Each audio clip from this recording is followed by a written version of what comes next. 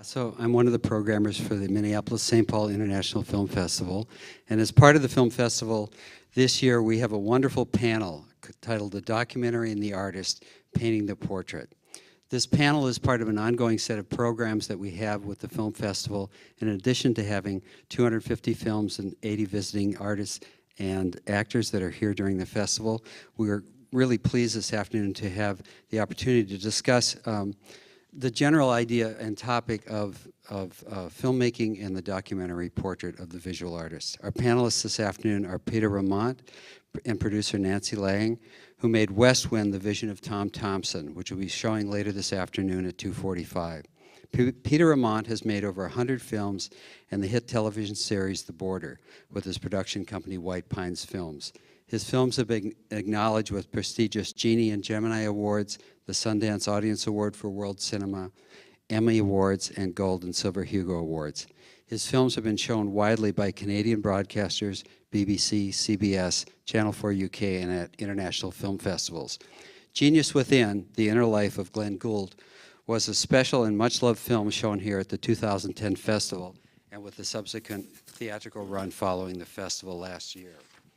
Filmmakers Jeanne Jordan and Steve Ascher are with us as well this afternoon with their film Raising Renee, which will be shown later today at 5 p.m.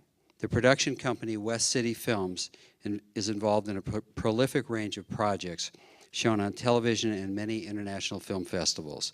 Their films during the past couple of months have been screened at the Metropolitan Museum of Art, Full Frame Documentary Film Festival, and on HBO. The filmmaker's work has been acknowledged with both a Sundance Grand Jury Prize and Sundance Audience Award, Emmy Awards, a George Foster Peabody Award, and an Academy Award nomination. Raising Renee is the third film in their trilogy about remarkable families, preceded by Troublesome Creek and So Much So Fast. Our panel is moderated this afternoon by Robert Bird. Robert is the program director of the Jerome Foundation. He also directs the Foundation's film and video program, which is one of the few funding programs that funds individual artists. Robert is a documentary filmmaker whose Emmy and Festival Award-winning work has been featured in American and European film festivals, as well as national PBS and the Discovery Channel. Please welcome our panel for this afternoon's discussion. Robert Bird. Thank you. Thank you. Well, first I'd like to say it's my great pleasure to be sitting here with such amazing filmmakers. I saw both your films and loved them. So what I'd like to start with today is perhaps a brief synopsis of each of your films for the benefit of our studio and a home audience. So would you like to start it? Sure. The film that Nancy and I made along with the co-director, Michel Auxerre, who's unfortunately not with us. We're from Toronto, Canada, and it's a film called West Wind, the Vision of Tom Thomson. Tom Thomson is Canada's perhaps most beloved painter, artist, painted landscapes, the lakes and rivers and skies of Ontario, and died mysteriously in 1917 in Canoe Lake. And our film explores his life. He lived for 4 years in Seattle, a little-known part of his life, and explores his art. And it's a theatrical documentary. It's showing across Canada in theaters, and this was the U.S. premiere here in Minneapolis yesterday. One of your interview subjects in the film described him as a neo-impressionist. Would you say that's his style of painting? Or? Nancy? Yes, absolutely. He was moving beyond the traditional work that I would say to an American audience would be defined as the Hudson, Valley School sort of bucolic paintings where they were becoming more expressive. So his work was very much based on use of color and movement, and so it was moving from traditional landscape into pure abstraction, that middle of the road place, like Beverly's work. Very, very expressive. Steve and Jeanne, could you talk a little bit about Raising Renee? Well, Raising Renee began when I was a Radcliffe Fellow at Harvard, and in the studio next door to me, I was editing our last film, and in the studio next door to me was a painter named Beverly McIver, whose work was becoming more and more well-known. It's this very vibrant, colorful, autobiographical work. And so Beverly and I got to know each other over the course of the year. I was really stunned by a series of laundry line paintings that she did that reminded me of my mother. And so we just got to know each other and told each other a lot about our lives. And Beverly told us about a promise that she had made to her mother, that she would take care of her mentally handicapped older sister when her mother died. That was all far off in the future. We started filming because she's such a great storyteller, very funny, and a great artist, just to do something about her art, and the story just happened. So yeah, when we started filming, her mother was completely healthy, so we were really just taking a chance to see if there was a film there. And then suddenly her mother was diagnosed with pancreatic cancer and died 3 months later. So this promise that had seemed far off in the future suddenly was put to the test. And one of the things that really drew us to the idea of this film was not only Beverly as a fascinating person and this promise as a really interesting theme, but also because her painting is so autobiographical, we saw that as a kind of another character in the film. And there are moments in the story where you'll see scenes that we've filmed and she's painted, and you get to kind of see the kind of counterpoint between those things. So we really, that interplay between different ways of portraiture really attracted us to the story. So that was actually going to be one of my questions. Did you end up making the film that you originally thought you were going to make? And it sounds as if it took turns and it became something completely different. Would that be accurate? I would say that we didn't really know what we were doing when we started, except that this was a person whose painting was like film stills, and she was so lively, vivacious, great storyteller, and completely open, which filmmakers are always attracted to people who seem to have no filter.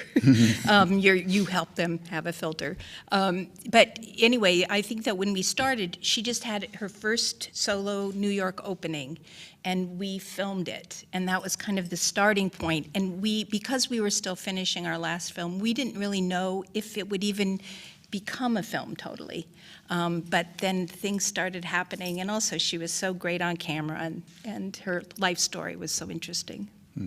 So Michelle and Peter, what was your motivation for doing the film on Tom Thomson? Well, I grew up with Tom Thomson in a way. My parents sent me to summer camp just on the edge of Algonquin Park, which is this beautiful wilderness area north of Toronto with lovely lakes and rivers and places to portage and camp and hike. And the counselors at this camp knew all about Tom Thomson, who had painted many of these places where we were camping and paddled these rivers and shot these rapids. And so I kind of grew up with him. And then when I got older, started going to see his paintings, which are hanging in various art galleries in Canada. And I've always wanted to make this film. He's such a fascinating guy and died in mysterious circumstances at a young age. I like to say it's the film my mother always hoped I'd make and the film my business partners hoped I wouldn't make, because these films, these documentaries are not easy to finance and not easy to make. They're kind of labors of love. Right. And that was my next question.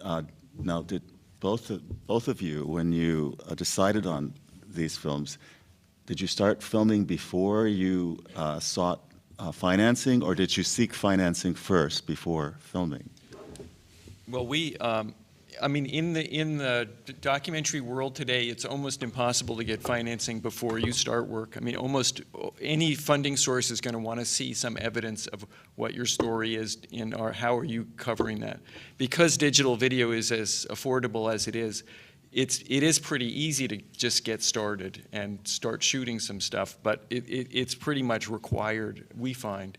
Even with broadcasters that we have a great relationship with and a track record with, they still say, shoot some stuff and bring it in. So that's part of why we start by ourselves. The other really important part of our picture, this trilogy of feature documentaries, we do a lot of different kinds of films, but these particular films require an enormous amount of trust between us and our subjects. They're very intimate films. We film over a period of years, and it's very important that we keep control of the story, and that we not, if we sign up too quickly with outside funders, there's the risk that we would then have to follow their orders in some ways. And we have a kind of a pact with our subjects that we will protect them and be in control. So we usually try to get the story far enough along that when we bring it to a broadcaster, it's our story, and we license it to them. Which, of course, also means that you are investing your own resources. Yes. Which a good part of Yeah. those resources are your Absolutely. time. Yeah. So how do you manage to do that?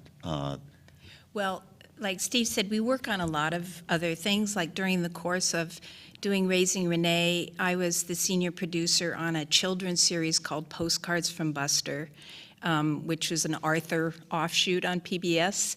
So that was like a full-time job, but around the edges. Steve writes the Filmmaker's Handbook, which is a widely used teaching book that used in colleges, and he was working on that. He does a lot of, we do things on our own. He does a lot of shorter films for companies, and that's where the money comes from. Sometimes we feel like we're doing these other things to support this Jones, It's like... Michelle and Peter, how about you? It's Nancy, actually. Oh, I'm sorry. Nancy Lang. Michelle Nancy. is the co-director of the film, and she's back in Toronto. I'm sorry, I'm looking at a Yeah, sheet yeah. that was given to me. Nancy, I'm so sorry. So how did you finance your film? And did you actually get financing before you started shooting? Well, we did a pitch to Bravo and received a little bit of money to get started. And then, Peter went to all the broadcasters who know his work. And my primary role in the producing end was raising private money. So we raised several $100,000 from individuals. And that happened because Tom Thomson is such a character in our Canadian mythology, and nothing substantial had been done. So to be honest, it was the easiest $300,000 I've ever raised. Really? It was quite phenomenal. Partly, though, because Peter has a long track record in filmmaking, and partly, my background, I'm a painter. That's what I bring, and I do a lot of research, so that pairing the two seemed to convince them. But no, but that was at the very end of it.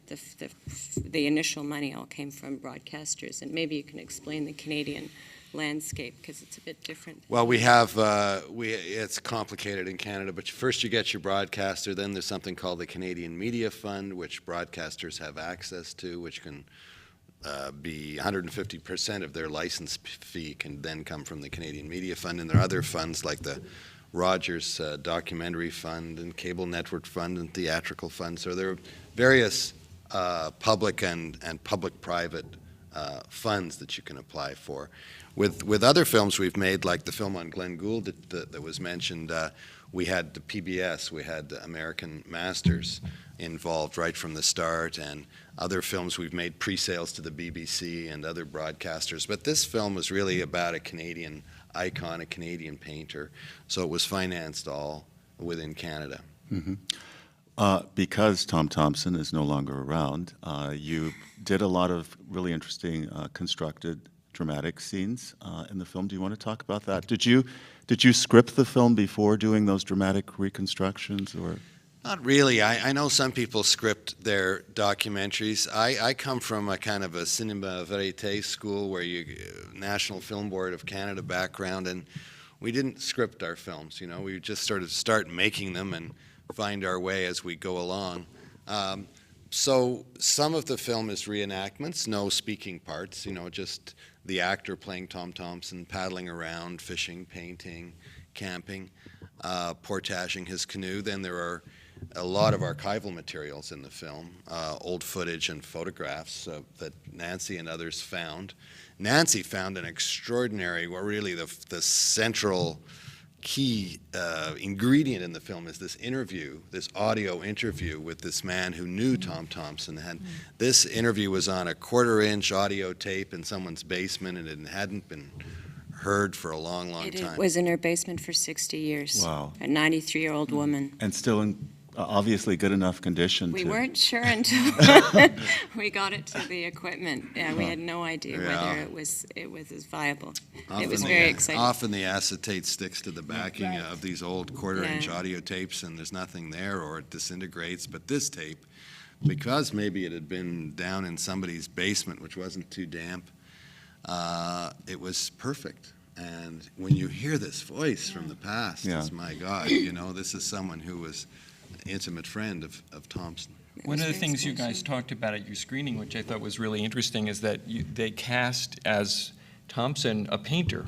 Yes. Not just an actor, but a painter who could actually paint and look credible on screen. Well, I think one of the things that our films share is showing the process of how a painter paints, and the mixing of the colors, the composition of the painting, the actual applying of the paint to the canvas or whatever with brush and palette knife, etc. And I think that the mystery, in a way, of how a painter paints is fascinating to viewers, and I thought you accomplished that very well in your film, and I thought that we did too. Nancy's a professional artist in her own right, and she coached this painter actor.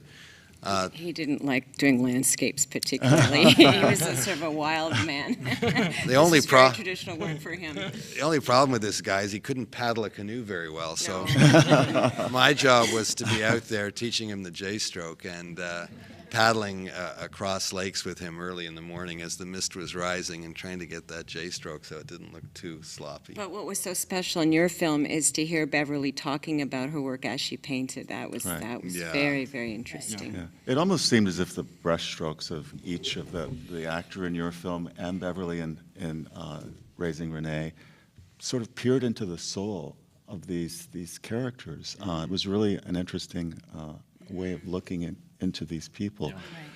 You talked earlier about establishing relationships with your subjects, and that's so important in documentaries. Could you tell us a little bit, especially how you established a relationship with Renee? Because she really shines in this film, and everyone seems so genuine, but Renee really seems genuine. Could you talk a little bit about that? Yeah, I would say Renee is incapable of not being genuine.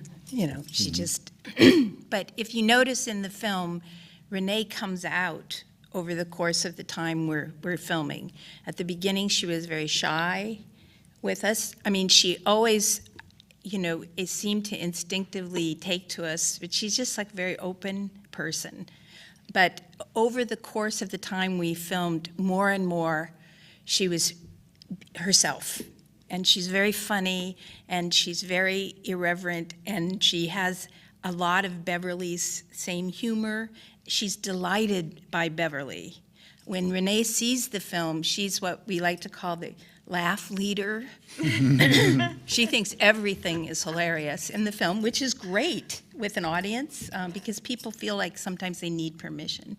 But she really, by the end, she liked being filmed a lot. Did she? Yeah. And I think one of the things that's really interesting, when you first meet her, she is shy, and a lot of people kind of discount her because she doesn't talk that much. And as the film goes on, she comes out more and more as she becomes also more independent. And there was a way that in the film, when you see it, she gains this incredible measure of independence that nobody thought she was capable of, and her mother didn't. And it's part and parcel with her speaking for herself and then claiming her own territory. Now, was she aware of Beverly's misgivings about living with her and taking care of her? And when Renee saw the film and saw how honest Beverly was about not really wanting to live with Renee, how did Renee respond to that? Well, I would say that Renee has unconditional love for Beverly, and Beverly for Renee, in this way that they both know what's annoying, or like many siblings. They have, their history of when they've clashed and when Renee doesn't question Beverly's honesty. For instance, the film starts with talking about the fact that for several years in the 90s, Beverly was doing paintings about Renee that she ended up scratching the face out of the paintings. Yeah, really, and it was very, she didn't actually understand, she doesn't like to analyze why she does things, but she felt kind of bad about it, and Renee asked her once at a show, why did you do this? And Bev said, I think because I was mad at you, because when we were little, sometimes you were mean, and she was, oh, that made sense to her, and that was that. Mm-hmm. In the film, I think that Beverly's misgivings, Renee totally accepts that and thinks it's only fair, because Beverly was like really taking off. Mm-hmm. And I think it was really important to us to make a film that addressed what's hard about taking on a responsibility like that. Sometimes you see films where a parent or a sibling takes over the care of someone who's disabled in a way, and they're kind of infinitely self-sacrificing in a kind of heroic way, but they're also just not telling the camera is not witnessing the things that are really hard, and they're not talking about it. And Beverly is totally upfront about that stuff, but at the same time, her complete unequivocal commitment to Renee is there. She took care of her for 5 years and turned her life over to her. So we felt that the balance of those things, she was completely justified in whatever she said, Mm-hmm. and Renee felt that love too. Mm-hmm. Well, it certainly came through. In your film about Tom Thomson, one thing that I really loved about it was his evolution as an artist, and how it seemed he started out as a sort of traditional landscape painter, realism. I mean, the work was very realistic, and then it sort of took this turn toward, I felt, impressionism, and then it was something not even impressionistic, but what I liked was how you juxtaposed those changes in his style of painting to things that were going on in his life. Did you set out to do that, or was that something that just sort of came about through the making of the film? No, I think that was always our intention, to juxtapose, to tell his story through his paintings and through his life, and how the emotional changes in his life were affecting his paintings, how the First World War was affecting what he was doing, how his sense of self-confidence was affecting what he was doing, and also to place his paintings very much in the context of the environment, to be at those places where those paintings were painted. I hope it brings the paintings to life and brings him to life, right? Yeah. His use of color is just extraordinary. The green skies, the pink skies, the color maybe of the sweater, his ability to, his freedom, right? To be able to use color in an expressive way. But incidentally, he didn't like painting in the height of summer because everything was green.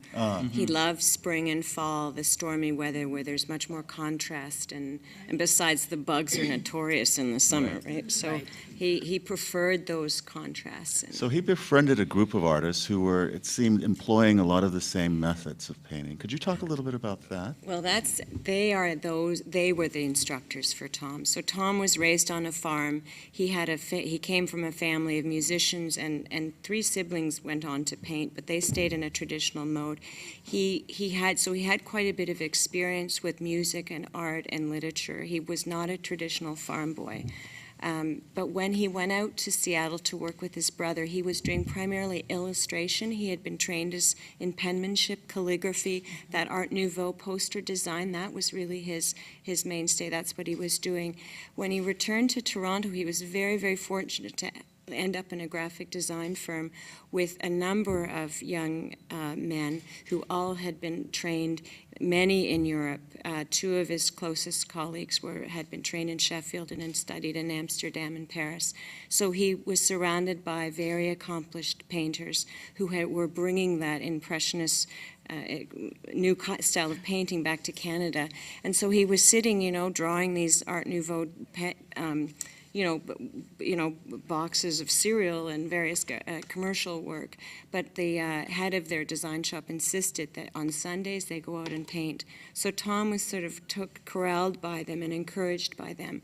And he was very, very self-conscious and uncertain about his work, but he was very lucky to end up with these fellows who all became what is later known as the Group of Seven, who are made perhaps more well-known down here. And after his death, it was that group who were devastated by his death. A number of them were overseas in the front lines of the war, and yet here it was Tom who was the one who died.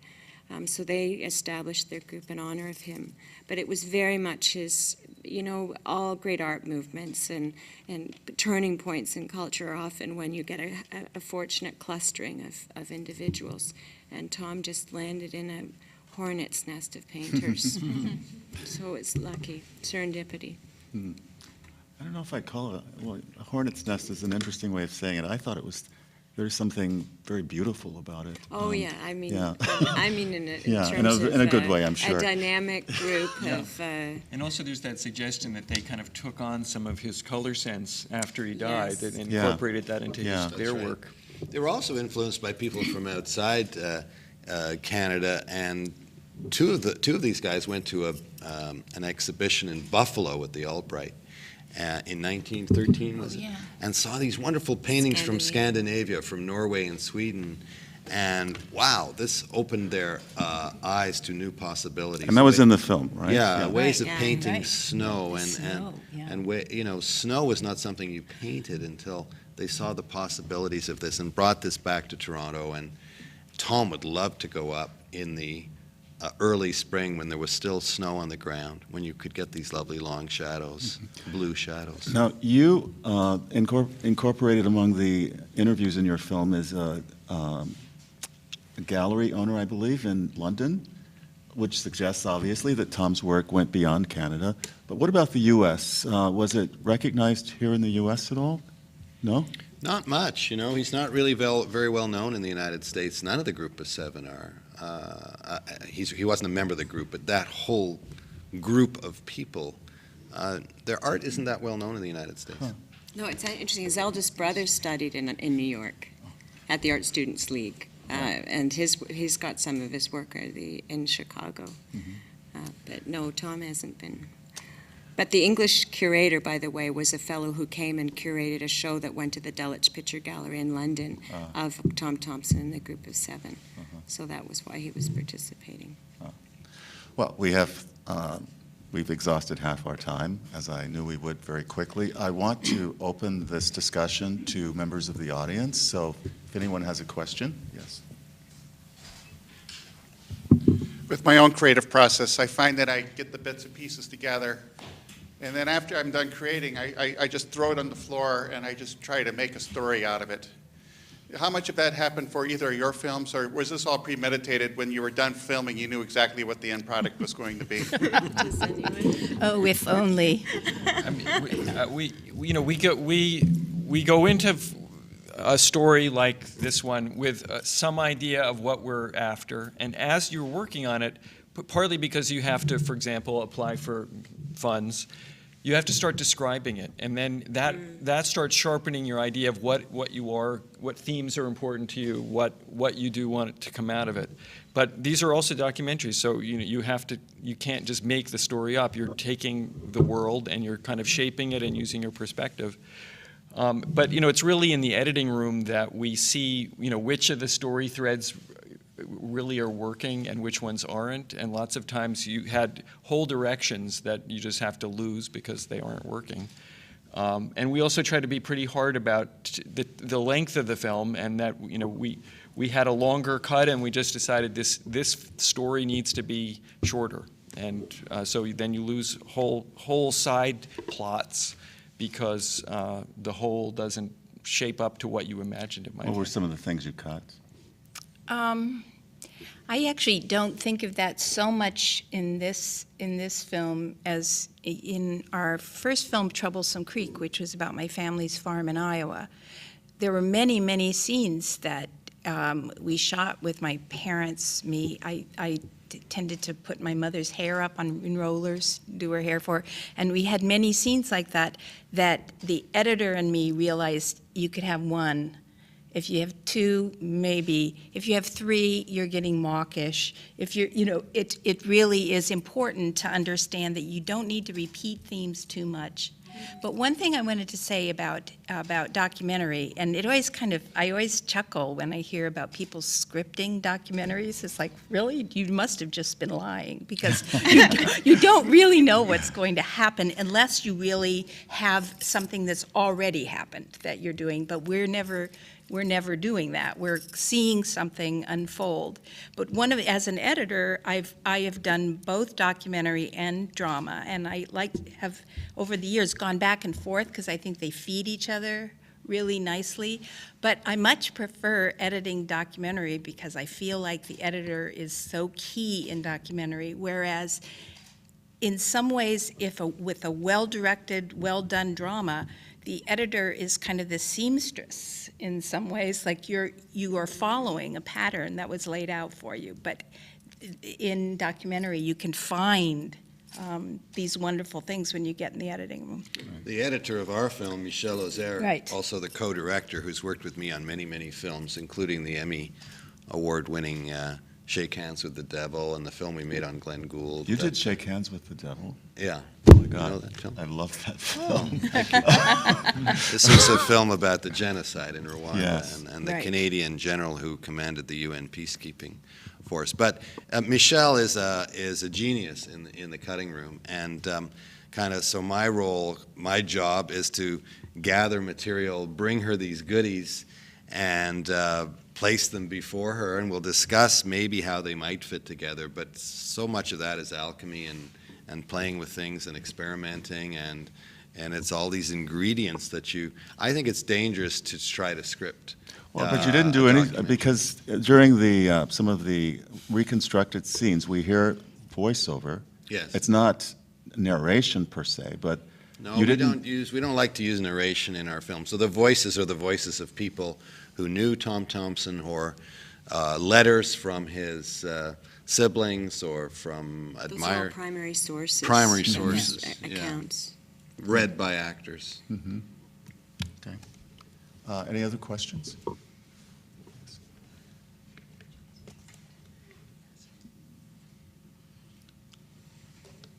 I have a twofold question for you. What was the seed for you to go after Renee and put her on film? And the second one was, what even coaxed you? When was the first time you thought about doing documentaries, period? Well, the seed to put Renee on film was because it was, integral to what this promise meant. We were very drawn to the idea of the kind of the sandwich generation of somebody who's taking care of her parent or her sibling, taking on this responsibility. We think of this film as being about a lot of things. It's about art, it's about class, it's about race, it's about disability. And Renee's story was so fundamental to that, about disability and independence and the surprising thing she was capable of doing. So I don't think we would have done this film if it hadn't been for Renee. And I think that was actually interesting for Beverly, because she had seen films about artists and imagined that we might just make a film about her making art, which we didn't really want to make that film. We wanted to make a film that was about how her art interacted with this incredible family story. So she was surprised when she saw the finished film. She liked it very much, but she kind of thought we were going to go to a lot of openings, and that's what the film would be. And she was astonished when she saw how we had used the painting as a way into her life and into her feelings about things. The other question was about when we knew we wanted to make documentaries. I mean, basically, I grew up in Iowa, in a family of good storytellers, and all I wanted to do, and Steve has his own way into this, but really was to tell stories. Either write, which I always did when I was younger, or gradually, you know, I kind of headed toward dramatic films, but then I realized I thought that documentary was more interesting. It's not as lucrative, that's the problem, you know? But that documentary is real stories, because what I love is good storytellers, and they're telling a real story. You know, I just think documentary is the most amazing thing. And when people make a beautiful documentary and then someone wants to option it to make a dramatic film out of it, I'm always like,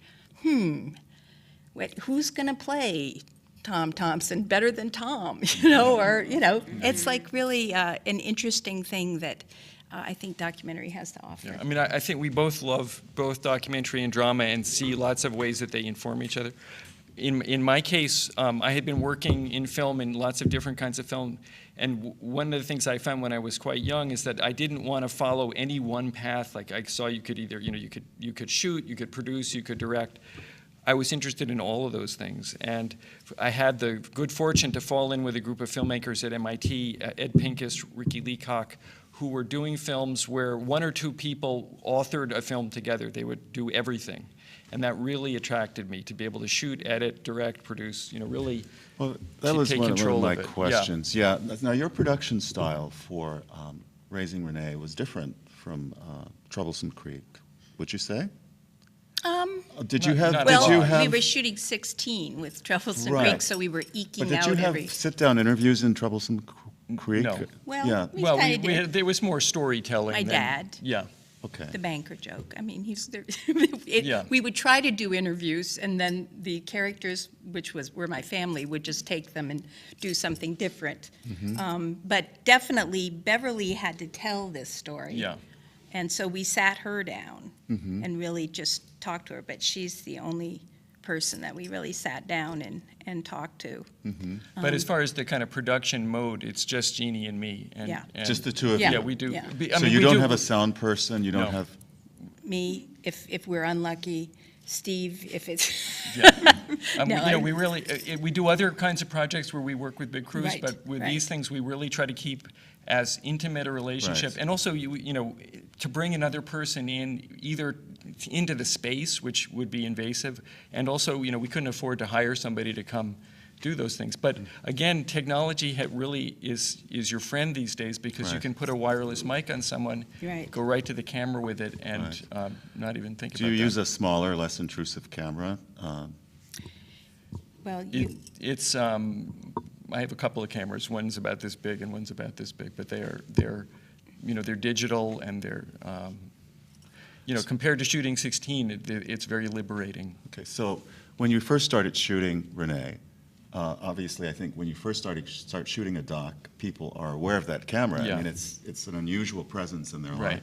When did they become less aware of it? At what point? You know, people get bored being filmed. You know, you can't really, it's once you're there for a few days even, it's just not that interesting. The act of being, you know, the act of seeing somebody pick up a camera isn't that interesting. And I think people just go about their lives. especially if you're not showing people what you're shooting as you're shooting it, so they give up sort of trying to figure out what you're doing. Yeah. They do. Yeah. They just like, you know, kind of zone you out. And Beverly, it was almost like the camera was never there for her. She was so, you know, she's a very on person all the time anyway. For Renee, there was a lot more of that looking at the camera a lot at the beginning, which people do who have never been filmed, like keep looking into it, you know, like what is it doing? And Renee too quickly. Yeah, I mean, and Yeah. just we'll give it to you, but just, you know, I would say one example in Raising Renee about what they don't know what you're doing is that, you know, when you see the film, there's a scene at the breakfast table that actually is kind of really central to understanding what it's like to live with Renee, that, you know, she memorizes birthdays and then she will tell you everyone's birthday. And it's just this very quiet moment at breakfast. They'd just gotten up and just kind of filming that thing. They didn't know what it was. but it ends up being a really important part of the storytelling. So there was no real way that they could perform that scene because Right.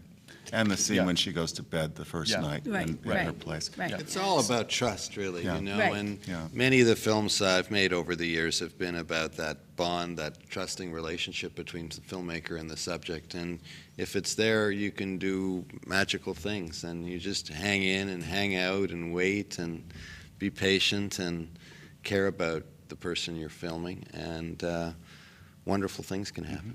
How did you go about deciding on the interview subjects for the film on Thompson? Well, that was just which curators and collectors would have various parts of the story to tell. So in the way, we weren't scripted, but certainly the research, you know, as you said, you throw it on the floor. You know, the research we brought in, we sort of laid it all out, and what were the essential parts of his story and trajectory of his life that we wanted to, you know, capture. And in that way, then we approached various people that would be able to address that part of the story. One of the things, oh, go ahead. Well, it's a tricky thing because usually what you want to get from interviews, if you're including them in the film, is emotion rather than information. And so we would try to tell most of the informational parts of his story just by taking you to various locations, maybe a little bit of text on screen if necessary, and let the people tell you more intimate, emotional, passionate things. Well, I was going to say that one of the things that really struck me about West Wind was how emotional all of these people are. You know, these curators. I mean, really, I don't know that I've ever seen that kind of level of involvement. And I mean, they all clearly love him and his work, and feel very protective very of him. protective of him. And it was really striking. There was a great moment actually when the film was in rough cut form and we showed it to a couple of the collectors, and David Thomson is this Canadian collector of Thomson. His father collected a lot of Tom Thomson's work, and he was very moved by the film, and then he said, perhaps you'd like to include some other Tom Thomson paintings, and Michel was taken into the special area in his office that had these Thomson paintings that no one had seen before. Wow. His private collection. Yeah. And those became part of the film as well. Well, you know, what was so beautiful about your film for me is that emotional resonance really came through. And I felt on a personal level as if I discovered something, someone. And I'm a great lover of art, and I just felt that I discovered this artist after watching your film. That's what made it so special. Well, thank you very much. Part of I think the emotional resonance in both our films, if I could, is the use of music. And I found your use of music Yes, beautiful. beautiful. We had a wonderful composer, John Welsman, who's done music for many of our films. He brought in a cellist and a violin player and these great artists, performers to play. And there's a lot of music in our film. And it has to be done very subtly because you don't want to be sort of pushing your audience to feeling a certain way. But I think it supports the emotional evolution of the film. It's all composed after the edit? Yeah, we would final use edit? bits of temporary music during the process of editing, but then when it's fine cut, when you feel you can lock your picture, then the musician comes in and writes a score. In a very quick. Yeah, he only had A very 3 short weeks to time. write about 70 minutes of music. We have another question. Artists are such amazing subjects because obviously their creative process is in front of you. But did you guys have any special filmmaking strategies or techniques to try to get into the mind of the artist? Well, I would say with Tom Thomson, I mean, the guy was so kind of inscrutable in some ways, like who this person was. He was this tall, dark, handsome, strong, silent type. And so I was fascinated by watching how you entered his mind, I felt, through the painting and through the way the painting changed over time. I mean, I think with Beverly, she said that she had never let anybody watch her paint before. Really? And one of the things that was most wonderful with her, she would paint very late at night, that she would just kind of start free associating. And, she would just, you might ask her a question to get her going, but she'd just start talking. And sometimes she would say, now we're going to do this. We're going to put this over here. And you felt like she's kind of talking you through what she was thinking and how she was, and letting the art kind of trigger her. And it really was, kind of a privileged moment to be able to watch that. I think these films are only really successful if you can help take viewers inside the head of the characters you're with. And I think we were successful on that with Shake Hands with the Devil, with Romeo Dallaire, this very troubled man who was suffering from post-traumatic stress, and just staying with him, being with him, and then doing a very long interview that's layered over in voiceover. With Thomson, he died 95 years ago. He only wrote a handful of letters, one to his father that was quite emotional, but the letters to his girlfriend, if they ever existed, have disappeared, and so we're still looking. Nancy's still looking, but so it was very hard to get inside his head. We didn't have his heart on paper, and except for these little snapshots, little bits of letters. So other people would give us those sorts of insights, and you try to get those insights from his brushstrokes. Well, I thought you got inside his head.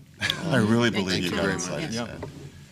It really came through. That's nice. I think what's interesting about how this story resonates is we find that it's not just art lovers that love Tom. It's fly fishermen, it's canoers, people that just love to be in the landscape. I find it's a real diverse crowd of people that are responding to his story.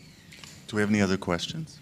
Yes. Yeah, I imagine you make these stories to these documentaries to share with other people, but I also think we have a responsibility with the people about whom we make the films.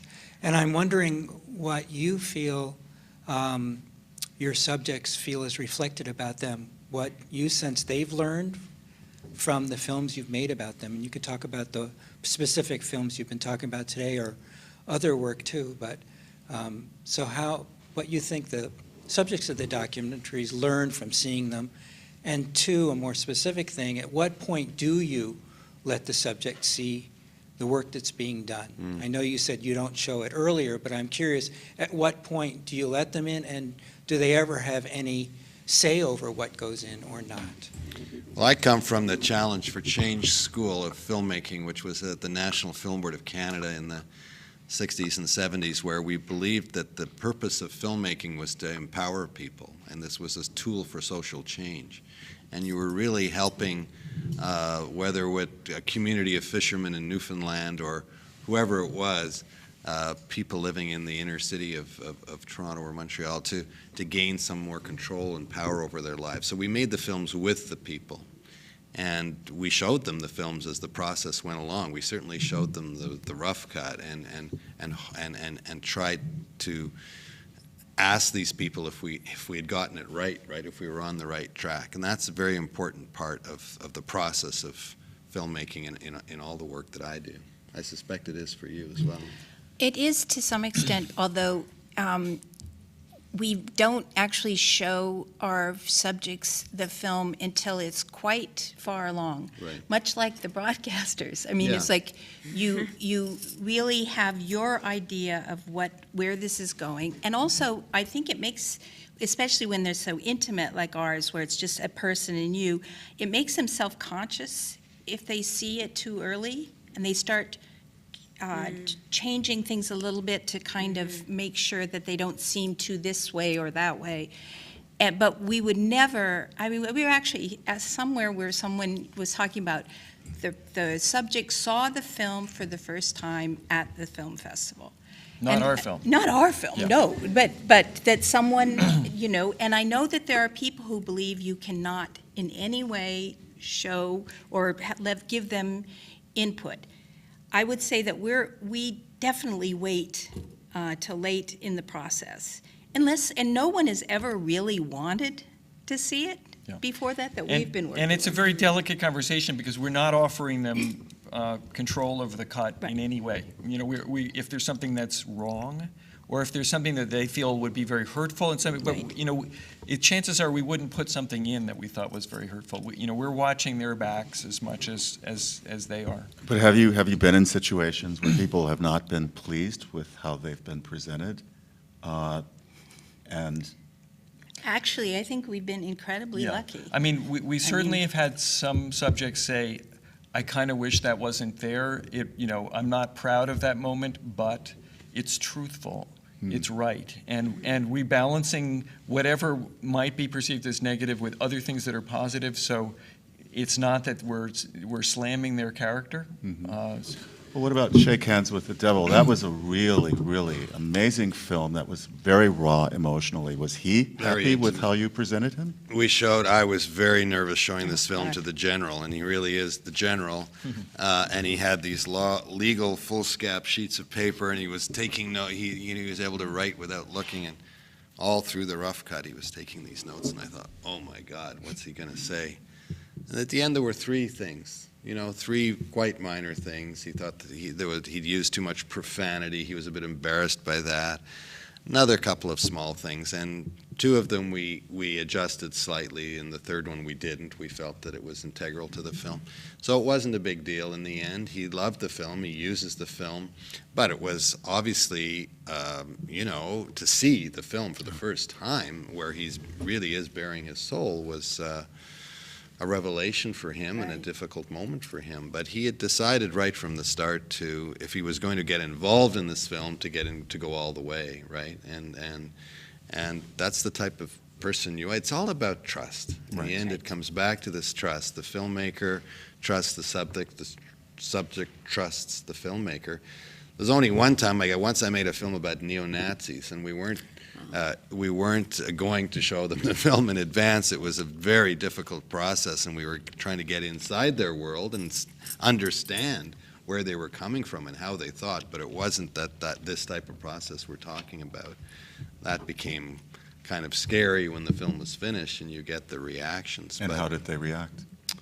Well, you left the country. I left the country for 6 months because we were getting threats, and my son was in kindergarten at the time, and you know, we know where your son is.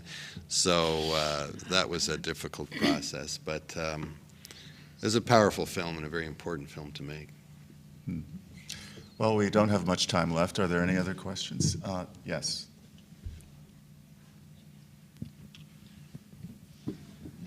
For both of your films, what was the fundraising process like, and did you use, what was the fundraising process like for both films, and did you use some of the newer media channels, the social media, in order to raise funds, or did you kind of do it in a more traditional fashion? We didn't use Kickstarter or any of these crowdsourcing ideas. We self-funded at the beginning. We got some grants. And then we were able to, HBO had really liked our other films, and so when we brought this to them, they were very excited about working with us, which was wonderful, and that's how we funded this film. In the past, I would say that, like when our first film that we did together, we really had to do it out of pocket for a really long time, and it was amazing to me because the first people in were the BBC. And I just found it interesting that it's about an American farm and an American situation. And it was the Nick Fraser from the BBC who was the person who saw what it was and actually called someone at WGBH and said, "What's wrong with you? You've got these people in your backyard." So it's a different process usually with each one. But I know Kickstarter has been very helpful. In our case, we were supported by Bravo, which is owned by CTV, which is an arts sort of channel in Canada. They had also supported our film on Glenn Gould and Ariel Dorfman, Emily Carr, these other films that we've been involved with. But a third of the financing of this film, which was quite an expensive film, came from private individuals, foundations, and corporations. And Nancy took on the job of just knocking on the door. Knocking on those doors. Not leaving. Convincing these people. There are a lot of wealthy people in the United States and Canada that are looking for places things to do with their money that are useful, that make them feel that they've made a useful contribution to the world. And so if you can approach them with something that's good, it'll work for them and work for you.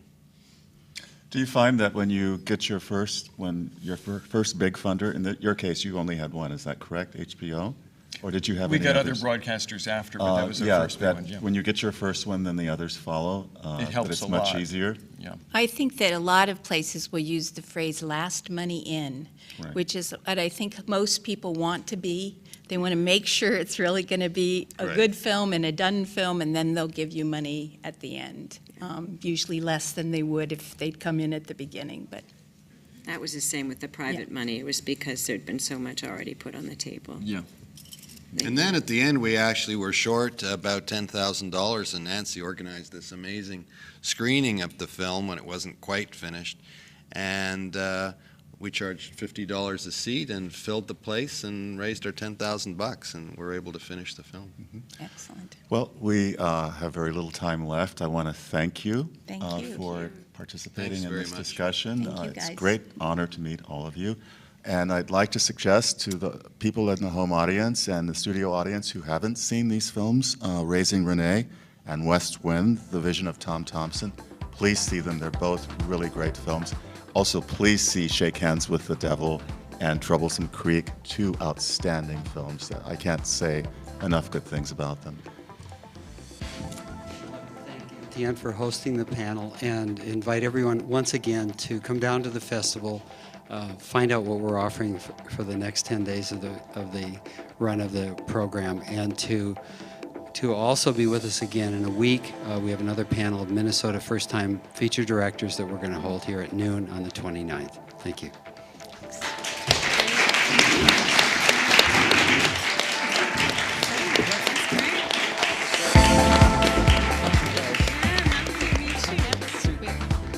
Thank you, Robert.